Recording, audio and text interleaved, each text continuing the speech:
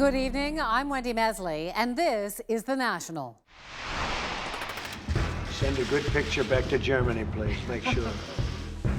Painful moments on the world stage as Donald Trump snubs a world leader and holds tight to a conspiracy theory. Two small planes collide over a Quebec shopping mall. And that's when I saw the moment of impact. For Indigenous communities plagued by illegal drugs, could one solution be to banish the dealers? Mike Myers on satire in the age of Trump. Comedy's always been at the forefront of dissent. And disgraced producer Garth Drabinsky makes a play for redemption.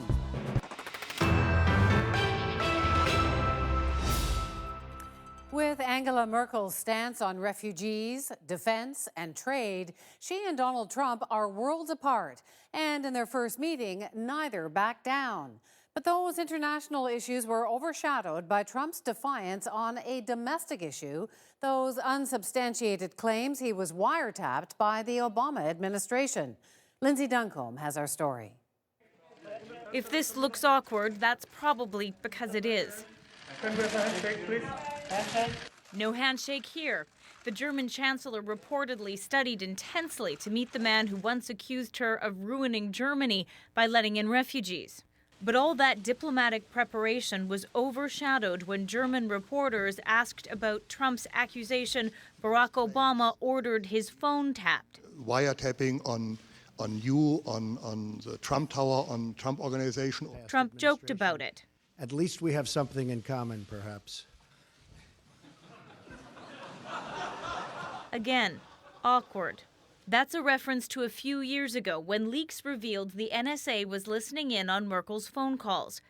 That response is significant now because it shows the president isn't backing down on those wiretapping tweets, despite the fact Republicans have been distancing themselves from the claim all week. Only I can say is I've not seen the evidence. I don't think there was an actual tap of Trump Tower. I've seen no evidence of a wiretap being requested by the Department of Justice. Trump also didn't apologize for bringing the British into all this. Yesterday, his spokesperson repeated a theory UK intelligence agents could have done surveillance on Obama's behalf.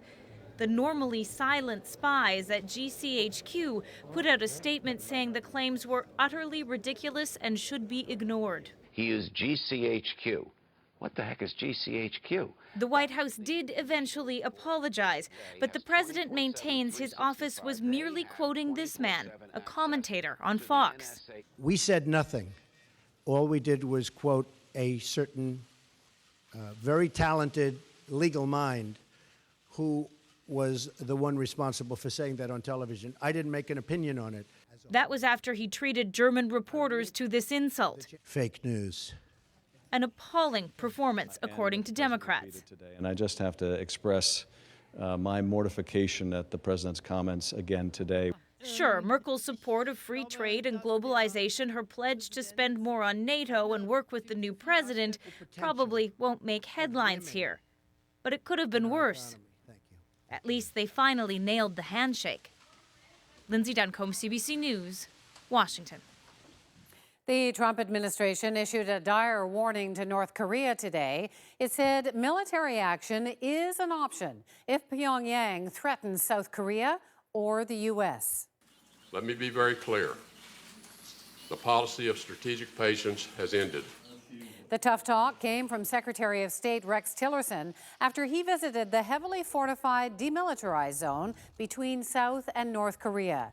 Donald Trump weighed in on the issue as well, saying North Korea has been playing the U.S. for years. Talks and sanctions have failed to stop the North from developing its nuclear weapons program. The U.S. Secret Service is reporting a serious security breach. A laptop was stolen from an agent's car parked outside her home in Brooklyn. Several reports say the laptop contains floor plans for Trump Tower. But the Secret Service says the computer has multiple layers of security and did not contain any information deemed classified. The Canadian man wanted in the United States for hacking and espionage will not go there without a fight. Karim Baratov faces multiple charges, including for hacking Yahoo user data. Today, his lawyer said he will fight to keep Baratov in Canada. You've got the U.S. government interfering, and Canada has washed its hands. There's no Canadian charges. So pretty much if the extradition order wasn't in place, he'd be free.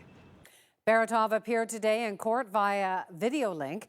His lawyer said his client is innocent, describing Baratov as a smart and successful young entrepreneur unfairly caught up in a storm of unfounded allegations. The U.S. Department of Justice has a much darker view. It accuses Baratov, who was born in Kazakhstan, of hacking for Russian spies. His bail hearing is set for April 5th. The federal government announced a long-awaited legal settlement today with 3 Canadians who were tortured in Syrian prisons. Their cases stem from the fevered post-9/11 days and, like the better-known story of Mayor Arar, offer a glimpse into an inglorious chapter of recent Canadian history. Margot McDermott has the details. This is actually number 3 in Arabic, which was my name. Abdullah al-Malki was held in a prison cell like this for more than 480 days. Shortly after September 11th, al-Malki, along with 2 other Arab Canadians, Ahmed Abu al-Mati and Muyad Nuruddin, ended up in Syrian jails where they were tortured, accused but never charged with being terrorists. Today, the Canadian government apologized and announced it's reached a settlement for an undisclosed amount. On behalf of the Government of Canada, we wish to apologize to Mr. al-Malki, Mr. Abu al-Mati, and Mr. Nuruddin and their families for any role Canadian officials may have played in relation to their detention and mistreatment abroad and any resulting harm. Al-Malki is relieved. Is a huge step in giving back to us our reputation and our good name that was unjustly taken away from us. Our clients are gratified to receive an apology from the highest level of the Canadian government. 8 years ago, a federal inquiry found the men's arrests were possible because of information provided to the Syrian government by the RCMP and CSIS, Canada's spy agency. That mistreatment resulted indirectly from several actions of CSIS and the RCMP. But the federal government has ignored those findings until today's apology. It conveys a very clear message to government agencies and government authorities that this is not acceptable. I wish to apologize. In 2007, Prime Minister Stephen Harper reached a highly publicized $10 million settlement with Maher Arar, who was also arrested and tortured in Syria in 2002. In contrast, today's announcement came by press release on Friday at 5 o'clock, the day the government usually picks for news it wants to bury. But Abdullah al-Malki doesn't care about the politics. He's just focused on looking after his health, his family, and piecing together what's left of his life in Canada. Margot McDermott, CBC News, Ottawa. The Conservative Party of Canada has cancelled a slew of new memberships after an investigation in the party's leadership race. The party says it's removed 1,351 names from its rolls. All the memberships in question were purchased anonymously and not by the members themselves, which is contrary to party rules. The transactions were all made online using prepaid credit cards through 2 IP addresses. The Conservatives launched the investigation after Kevin O'Leary made allegations of vote rigging. He called it an attempt by another campaign to buy the leadership. One person died and another was critically injured today when 2 small planes collided over a Montreal suburb. The wreckage came raining down on a busy mall to the horror of shoppers. Alison Northcott reports. Witnesses say it happened fast, and you can see from the wreckage the crash was dramatic. Jonathan Littler was in the mall's parking lot when he heard a noise and looked up. And that's when I saw the moment of impact. I saw them fall towards the ground and disappeared. I automatically thought there was one that landed on top of the building because the second one I saw disappear. As soon as I saw the impact, I thought to myself, that is definitely not normal. I'm not in the movie right now, so something's happening. So I took my telephone out right away, called 911. After the planes collided in the air, one of them fell onto the roof of this shopping mall. The other crashed right here in the parking lot. I turned around and a wheel was rolling toward me, says Carole Arsenault, so I started running to my car. Police evacuated the shopping mall and cordoned off a large area around it as they examined the debris. One of the pilots, a 21-year-old man, was killed. The other, a 23-year-old man, was seriously injured.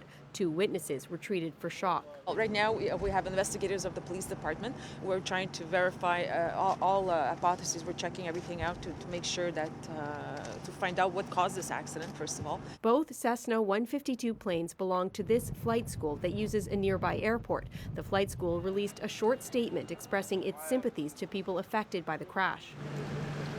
Investigators from the Transportation Safety Board examined the wreckage this afternoon, beginning their work of piecing together what happened.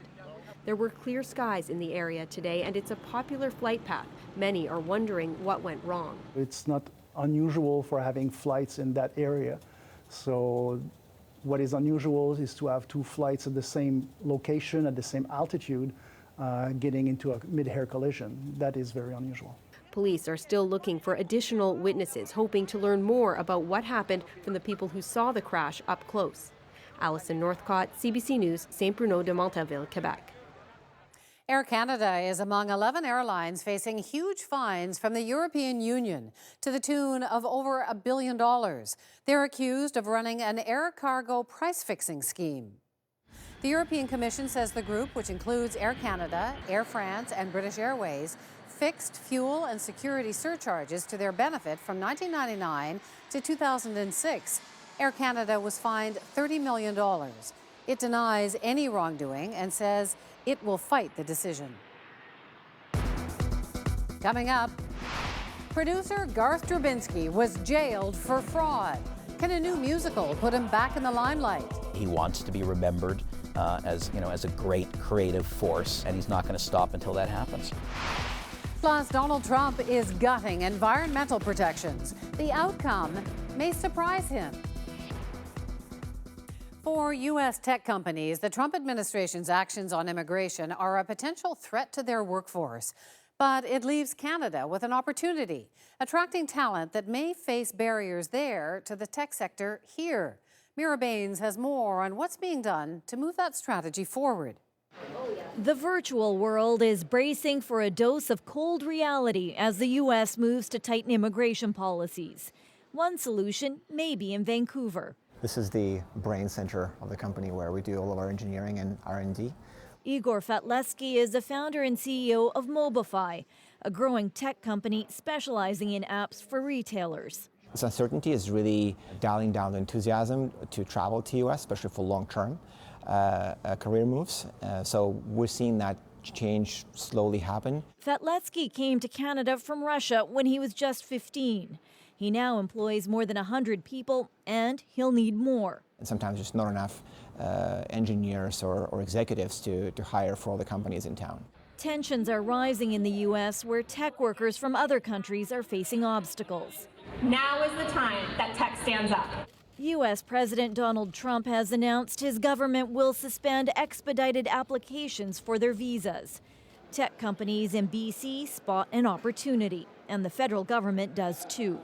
At BC's Tech Summit, the federal minister for innovation said the government will act quickly to fast-track work permits for techies. We're taking the processing time, which takes months, and reducing it to 2 weeks for immigration processing for individuals that need to come here to help companies grow and scale up. So this is a big deal. The change comes into effect in June. U.S. companies are taking notice.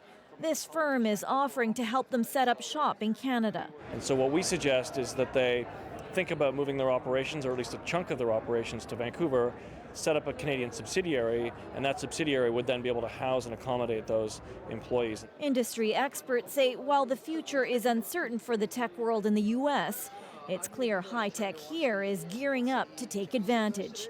Mira Baines, CBC News, Vancouver.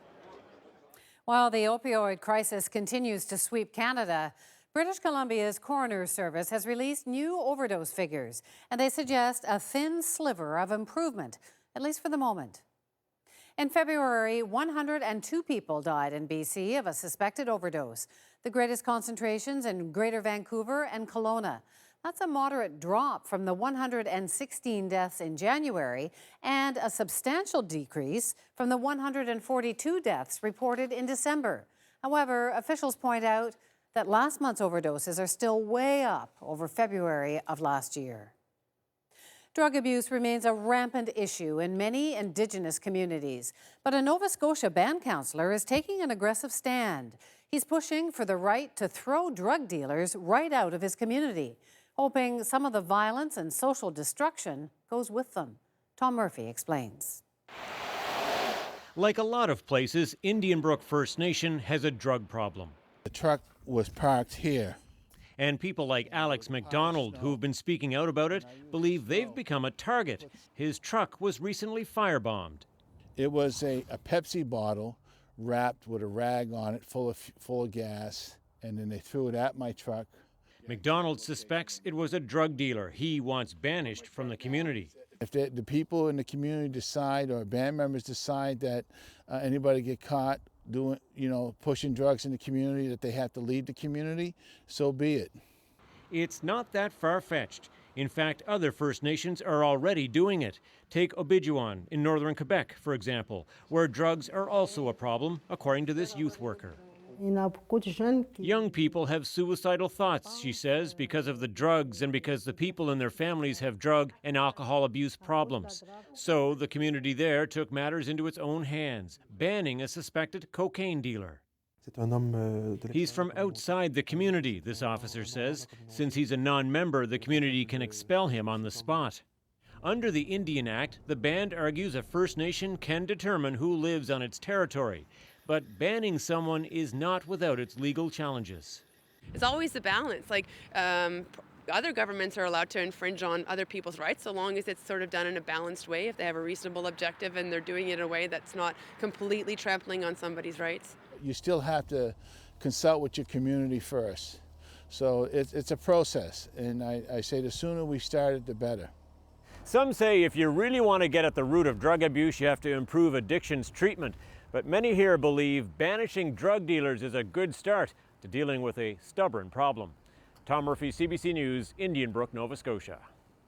A CBC News investigation is raising serious concerns about child welfare services in New Brunswick. 53 children have died of unnatural causes in the past 20 years while under protective care. Some of their deaths are only coming to light now. Shane Fowler explains why. Jacqueline Brewer was 2 when she died of dehydration and neglect, despite her aunt calling social services multiple times. Court documents state she was dead in her crib for 9 hours before anyone even noticed. This was completely unnecessary,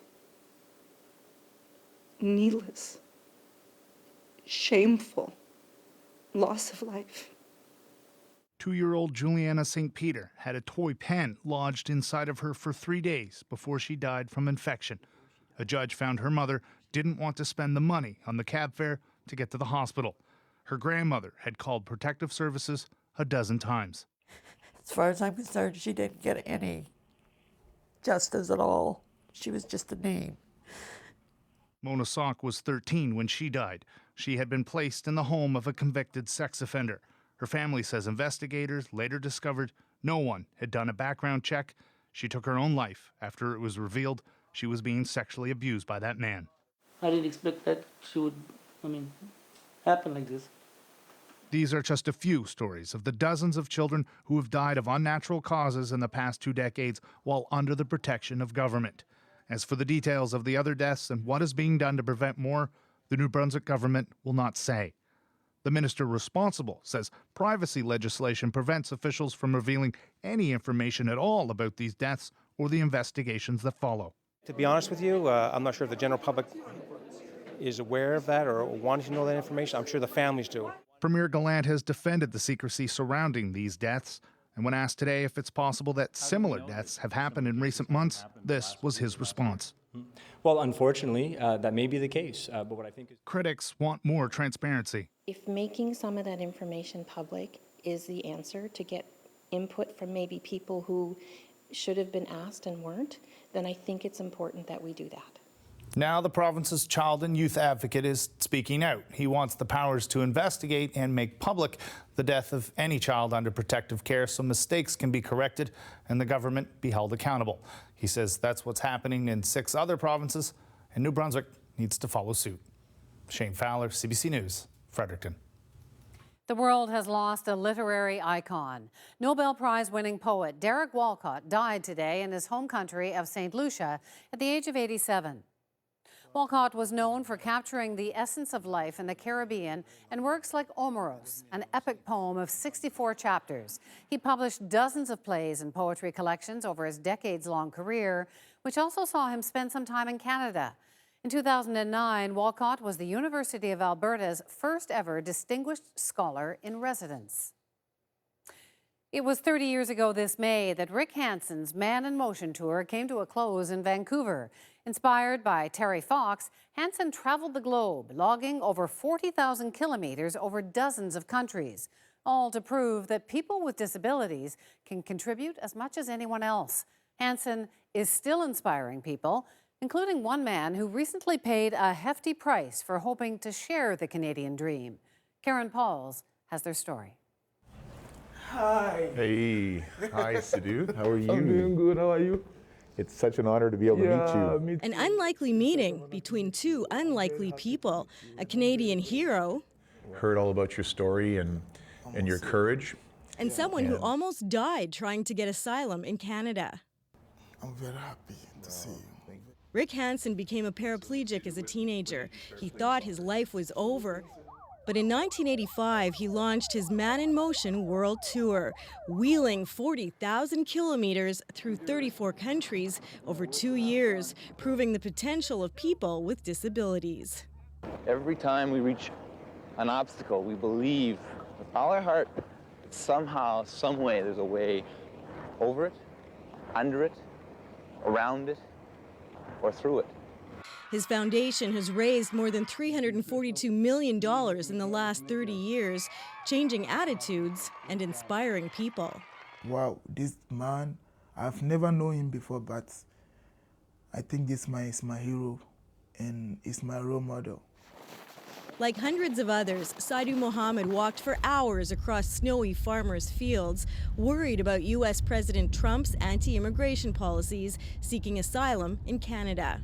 Mohammed and his friend lost all their fingers to frostbite. Mohammed also lost his thumbs. While lying in his hospital bed, he read a book about Rick Hansen. It gave him hope. I'm hoping also one day to play soccer for this country and be their hero, and one day bring the medal, gold medal for the Canada people. We told Hansen's people about Mohammed, so they arranged this meeting. So do you have the lower half of your fingers? I don't have nothing. Just right here then, eh? Because when they said they want to cut my finger, then I started crying. Yeah. Then I said, how am I gonna survive? How can I work and take good care of myself? When you need help, then a sign of strength is to ask and accept help. Saidu Mohammed's refugee board hearing takes place next week. He needs to convince a board member his sexual orientation puts him at risk if he's returned to Ghana. If he's allowed to stay here, he hopes that he will become an inspiration to young people, just like his new hero. Yeah, and you're back in motion? Motion. And you're never giving up on your dreams, right? Never. Karen Pauls, CBC News, Winnipeg. Straight ahead, the U.S. plan for climate change is disappearing under Donald Trump. Will his country come to regret that?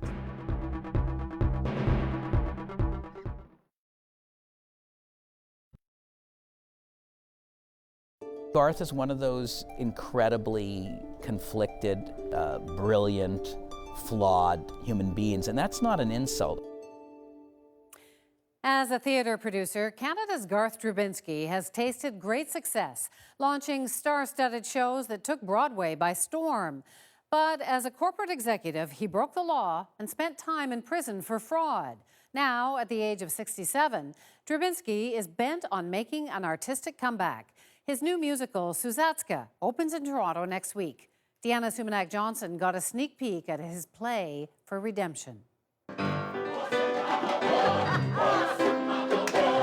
In musical theater, it's the performers that usually get all the attention. But during this early rehearsal for the new musical Suzatska, all eyes are on the man in the shadows. You took all of that love and heat, and you put it all in the song. disgraced theater mogul Garth Drabinsky quietly observing what many see as his attempted comeback.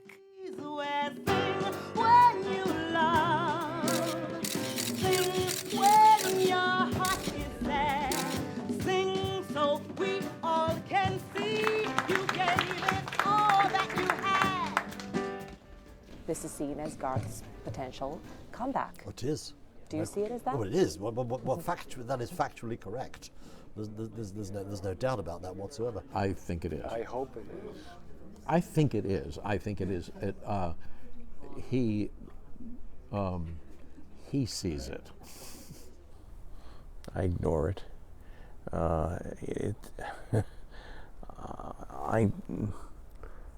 I never took a position that I left the entertainment business. The rise and fall of Garth Drabinsky rivals the drama of any of the shows he put on. A polio survivor, Drabinsky was just 29 when he co-founded the Cineplex theater chain. By the 90s, his company Livent became synonymous with lavish stage productions. The Phantom of the Opera in Toronto. Then Broadway, Kiss of the Spider Woman, Showboat. Tell me I'm crazy, maybe I know. Top desire just beyond this gate. Ragtime. Unprecedented for a Canadian company, Livent's shows got 19 Tonys. But then it all came crashing down. In 1998, Livent filed for bankruptcy, claiming a debt of more than $330 million. In 2009, Drabinsky and partner Myron Gottlieb were convicted of fraud and forgery for cooking the books of Livent for years. It's estimated the investors lost close to $500 million. Originally sentenced to 7 years, he served 17 months. Since being paroled in 2013, he's been laying low. I've obviously, had to deal with issues, and I have dealt with them. And I'm just moving ahead with the rest of my life. He was found guilty. He went to prison. He did his time, and he came out, and he's getting on with it, which is great. There was never ever any question whether or not he was a brilliant producer or not. That was never, ever, ever a question.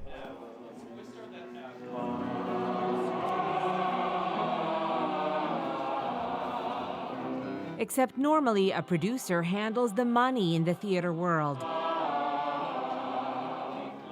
In this case, Drabinsky has only been allowed to handle the creative side. Fortunately, his collaborators say that's exactly his strength. Years after his downfall, he still seems to have Broadway's A-list on speed dial. Top artists like Hamilton costume designer Paul Tazewell have traveled from the U.S. to work with him. This pop. Yeah, definitely. Songwriting team Richard Maltby and David Shire have won both Oscars and Tonys. He knows, for example, that the key is an emotional center that other people might miss. That if you don't find that, you won't have the story. It's very comforting to work with him. He's very, very hands-on, but he respects artists. If he has hired you, you are by definition the best person on the face of the earth to do that job, and he treats you like that. There is someone in everyone's life who changes everything they've ever known. Someone like Madame Suzatska.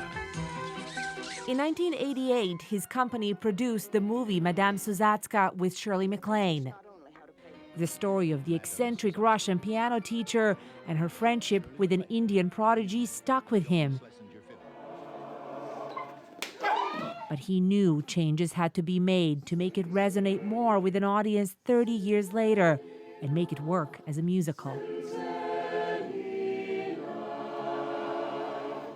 It is essential we have enough time to unlearn bad habits, and I do not teach for money.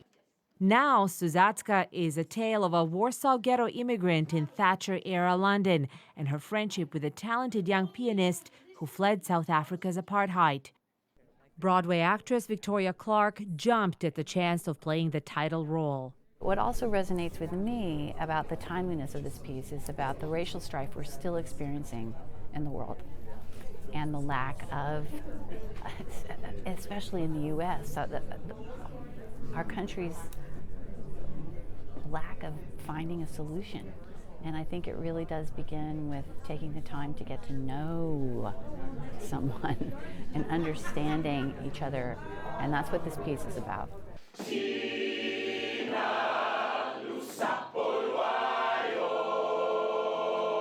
But for some, the very story of Suzacka makes it a questionable vehicle for anyone's comeback. TV producer and filmmaker Barry Average worked with Drabinsky for years, then directed the unauthorized documentary about him called Showstopper. This business attracts charlatans. Needless to say, Drabinsky was not a fan. Garth is a risk taker. Garth wants to be the guy that sort of came out of prison, spent some time there reading and studying and philosophy and finding religion and saying, you know what, it's a new world out there in this Trump era, and this is the musical of our time. We'll see. Then there's the matter of how the audiences will respond to Drabinsky himself. His critics are still out there, some online claiming to be the people whose money he took. But Drabinsky says among regular theater goers who have come to the previews, things are different. Tell me in terms of how the public perceives you, Garth Drabinsky, especially the hometown crowd here in Toronto. It's wonderful. I don't hide in the theater. There are dozens of people who walk by me every night. They know who I am, and they've been fantastically generous in their response to me and very kind in the process. Never settling for less, Drabinsky wants to take his Suzacka from Toronto to Broadway, just as he did with his musicals in his heyday. But for the time being, he faces an outstanding arrest warrant from criminal proceedings in the United States. If the show goes to Broadway, where will you be on the opening night? I'm not sure yet. A little bit of suspense on that one. Well, I can't really talk about my my private discussions that I'm having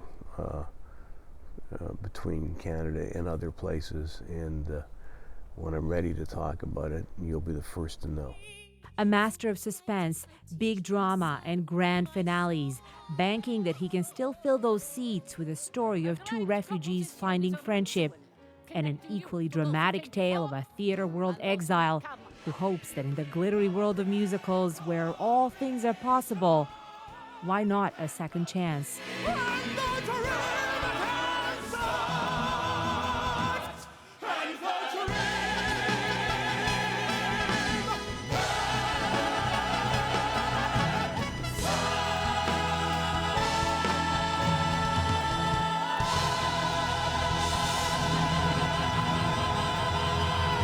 Deanna Sumanak-Johnson, CBC News, Toronto. Coming up, Mike Myers weighs in on the state of satire. I think that thing with Sean Spicer is just everything I love in a comedy performance. It's precise and crazy at the same time. But first, a quick look at the day's business numbers. The TSX lost 71 points. The Canadian dollar was more or less unchanged. In New York, the Dow fell 19 points and the price of oil was up a mere 7 cents a barrel.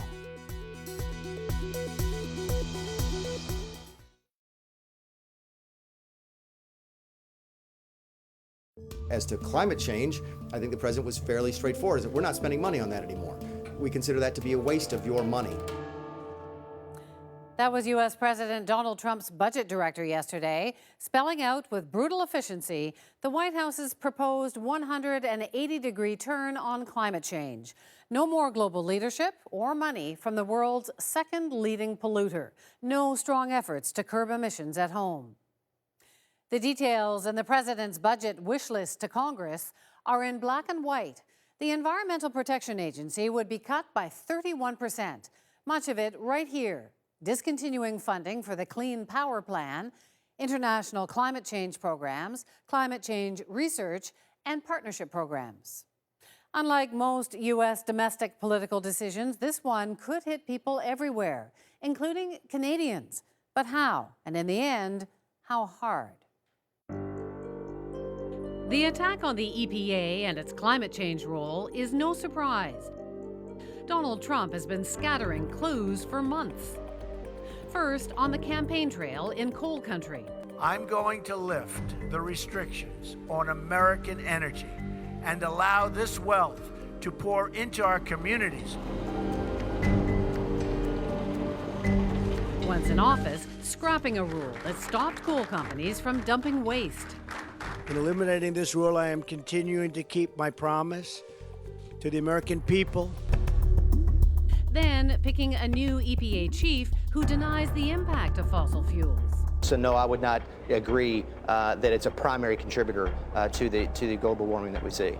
That claim is contradicted by 97% of scientists who have studied it. But as Oklahoma Attorney General, Scott Pruitt sued the EPA 13 times. Now he's running it. So, with a new U.S. view on climate change, what's at stake? If we are unable to rein in emissions so that the trajectories by later in the century are still pointed upward for emissions, that's a world which will be, as I said, for many countries and for many communities and for many people, simply catastrophic. Among them, people in Canadian, coastal, northern, and agricultural communities. They face sea level rises and other extreme weather.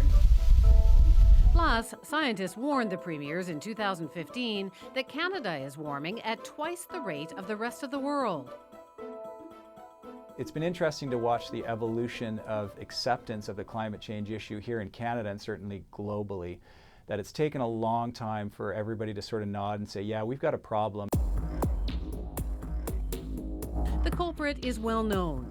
Global warming caused largely by emissions of carbon dioxide, CO2. Over the past century and a half, global temperatures have been rising.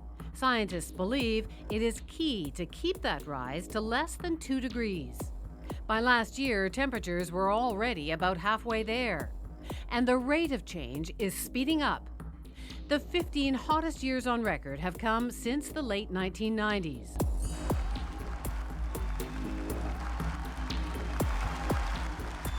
Trying to reverse that trend was the point of the 2015 Paris Agreement. The global community, Canada included, agreed to curb fossil fuel emissions. Paris did contain a roadmap for forward progress, and it did have the strong commitment of the key players. Those key players were led by the world's largest polluters, China, which emits about 28% of the total, and the U.S., which is responsible for about 16%. Under Obama, the U.S. promised $3 billion to help poorer countries. Trump will end that. Obama also created a roadmap for the U.S. to do its share. Here's one way to look at it. On a do-nothing, business-as-usual plan, U.S. emissions would rise by the year 2025. The Obama goal was to lower them and get them on a downward trend. Some contribution would come from policies in big states like California, while federal rules on things like methane pollution would help. But the key piece was Obama's Clean Power Plan, aimed at turning electricity plants, 30% of U.S. emissions, away from coal. That plan is Donald Trump's main target with yesterday's budget proposal, asking Congress to discontinue funding for the Clean Power Plan. Now look again at Obama's plan to curb emissions and shade in the areas targeted by Trump. U.S. climate change policy is suddenly bare. But if that looks stark, it's not the whole story. People who want to actively protect the environmental legacy of the last few years, and particularly the climate legacy, should assume the worst and then be happy if things are better than that. Two factors come into play. For one thing, the U.S. legal system gives opponents some leverage. It would take years to repeal the Obama regulations because they'll immediately be sued in court, and in the meantime, those regulations stay in place. But optimism could also be found in Donald Trump's preferred language, the economy. I will be the greatest jobs producer that God ever created. Because the jobs he wants to create aren't in coal, but in clean renewables. You can deregulate, an industry, but if there's no market demand there, the industry is not necessarily going to take off. And in addition, we're seeing rapid price drops continuing in the renewable energy markets, wind and solar, which don't produce any greenhouse gases. Those are going to continue. Indeed, total U.S. investment in renewables hit $44 billion in 2015. Plus, other countries may now take the lead on climate action. In fact, a country like China is partly in the climate business because they see the economic advantage of selling solar energy and wind turbines to the rest of the world.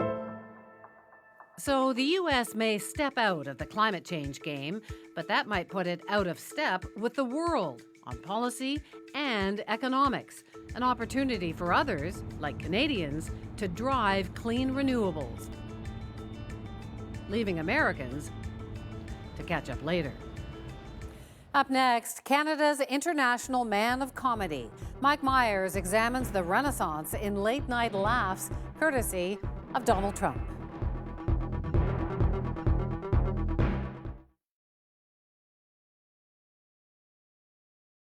You're in charge now. If you let healthcare collapse, I don't think we'll blame the Democrats. We will blame you. That's like a firefighter letting the house burn down to make the space heater look bad. If there is one industry that owes an immediate boost to Donald Trump's presidency, it's comedy. His election has lit a fire under writers and actors, and so far it's paying off. No matter how hard or how much they go at Trump, audiences are watching. Stephen D'Souza went to find out why. They're bad dudes coming in here, bad hombres, bad boys, what you gonna do? Saturday Night Live is experiencing its highest ratings in 24 years. Alec Baldwin's turn as President Trump is winning rave reviews. I think it's fantastic. For Canadian SNL alum Mike Myers, it's another comedian, though, who stands out. I think Melissa McCarthy might be our finest comedy actor in America right now. I think that thing with Sean Spicer is just everything I love in a comedy performance. It's precise and crazy at the same time. CBC caught up with Myers in New York as he was honored by the Canadian Association of New York. He gave us his take on the current state of late-night comedy. Comedy's always been at the forefront of dissent. Live from New York, it's Saturday night! When Saturday Night Live first started, they were just dismantling the anti-war dissent movement. By the time I got there, it really wasn't comedy of dissent. It was post-dissent. We're back into dissent again. Right now, dissent equals big ratings. Maybe Trump just doesn't want to attach his name to something that no one likes. All that has never stopped him before. Across the late-night dial, the comedians taking the hardest shots at the president are getting the biggest boost. LA Times writer Stephen Battaglio says late-night comedy provides a needed outlet for a population anxious about its president. I think that a lot of viewers are looking to late-night TV to say, let's laugh about it. It'll be okay. The big winner, Stephen Colbert. Thanks, everybody! After trailing rival Jimmy Fallon, Colbert has beaten him in total audience the past 6 weeks running. A lot of that has to do with the fact that he goes high and hard at Trump every night, from the opening routine, throughout the monologue, to the first segment. Trump demanded that Congress investigate his charges, which they're going to get to right after they find those 3 million illegal voters and what really happened to Arnold Schwarzenegger's ratings. Another winner, Battaglio says, Canadian Samantha Bee. Her show, Full Frontal, is the top late-night show amongst the coveted 18 to 34 audience. Are we going to have to eliminate another civil liberty every time the president is cranky and won't go down for his nap? Myers says in this political climate, he'd probably play nice. There's a great Elvis Costello, Nick Lowe, what's so funny about peace, love, and understanding? That's more my speed. Nice doesn't seem to be working for Jimmy Fallon. His kid gloves approach to Trump has his ratings down 17% from last year. Battaglio says viewers want their late-night comedy sharp and skewering, and if there's a line, it hasn't yet been reached. When something is working, you won't go out of business by giving the people what they want. And right now, viewers can't get enough of this. Wall Street Journal, are you okay? Stephen D'Souza, CBC News, New York. Up next, a classic board game has changed some of its pieces. Come back to see which one you'd pick.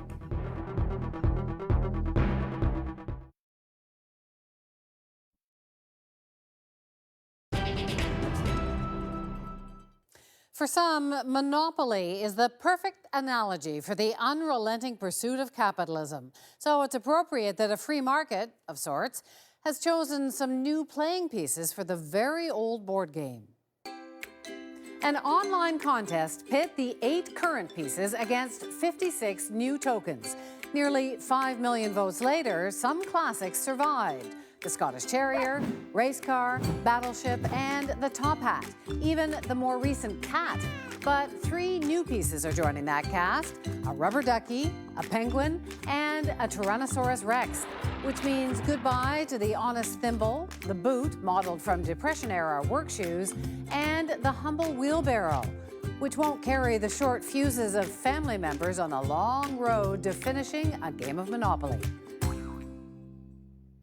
And that's the National for this Friday night. For news at any hour, you can always go to cbcnews.ca. I'm Wendy Mesley. Thanks for watching.